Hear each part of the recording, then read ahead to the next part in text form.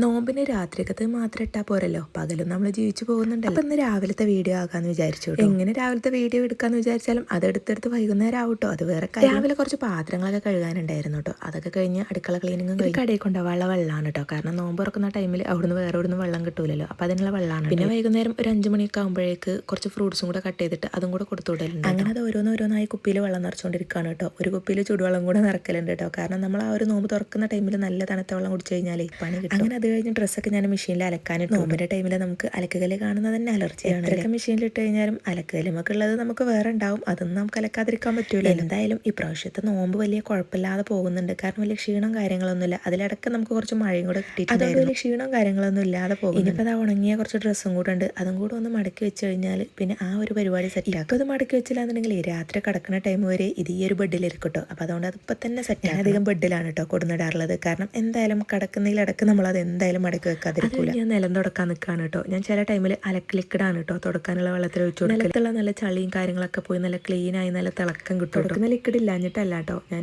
ഇത് ഒഴിക്കുകയാണെങ്കിൽ ഒന്നും കൂടെ ക്ലീനായി കിട്ടുമെന്ന് വിചാരിച്ചിട്ടാണ്. നോമ്പിൻ്റെ ടൈമിൽ ഏറ്റവും രാവിലെ പണിയെടുക്കുന്നതാണ് കേട്ടോ നല്ലത്. പിന്നെ ടൈം ഇങ്ങനെ വൈകുന്തോറും നമുക്ക് ക്ഷീണം കൂടി കഴിഞ്ഞിട്ട് പിന്നെ ഞാൻ മുറ്റത്തേക്ക് ഇറങ്ങിയിട്ടുണ്ടായിരുന്നു കേട്ടോ. അത്യാവശ്യം നല്ലപോലെ പൊടിയും കൂടെ ഉണ്ടായിരുന്നു. എത്ര അടിക്കൂലെന്ന് വിചാരിച്ചാലും നമ്മൾ തന്നെ അടിക്കണമല്ലോ. അപ്പോൾ അതുകൊണ്ട് പൊടിയും കാര്യങ്ങളൊന്നും നോക്കി നിൽക്കാൻ പറ്റില്ല. അതായത് പണിക്കാർക്കുള്ള ചായയാണ് കേട്ടോ. ഈ ഒരു ടൈമിൽ അവർക്ക് ചായ കൊടുക്കാറുണ്ട്. അങ്ങനെ അതൊക്കെ പെട്ടെന്ന് സെറ്റ് ചെയ്ത് വെക്കുകയാണ് കേട്ടോ. ഇതൊക്കെ കഴിഞ്ഞിട്ട് വേണം നമുക്കുള്ള ഇനി കടിയും കാര്യങ്ങൾക്കൊക്കെ നിൽക്കാൻ വേണ്ടിയിട്ട്. അത് പിന്നെ ഒരു ടാസ്ക്കാണ്. ചിലർ പറയും നോമ്പിന് നമുക്ക് പണി കുറവാണെന്ന്, പക്ഷെ എനിക്ക് അങ്ങനെയൊന്നും തോന്നിയിട്ടില്ല കേട്ടോ. നോമ്പിന് നമുക്ക് വൈകുന്നേരം പണി, അല്ലാത്ത ദിവസം രാവിലെയാണ് പണി, അങ്ങനെ തോന്നിയിട്ടുള്ളൂ. പണി എന്തായാലും കുറവൊന്നുമില്ല. അപ്പോൾ ഇന്നത്തെ ഒരു ഡേ ഇങ്ങനെയൊക്കെയാണ് കേട്ടോ. അപ്പോൾ നിങ്ങൾ സബ്സ്ക്രൈബ് ചെയ്യാതെയാണ് വീഡിയോ കാണുന്നതെങ്കിൽ ഒന്ന് സബ്സ്ക്രൈബ് ചെയ്യാം കേട്ടോ. കൂടെ തന്നെ ഒരു ലൈക്കും ഒരു കമൻറ്റും കൂടെ ഇടുക.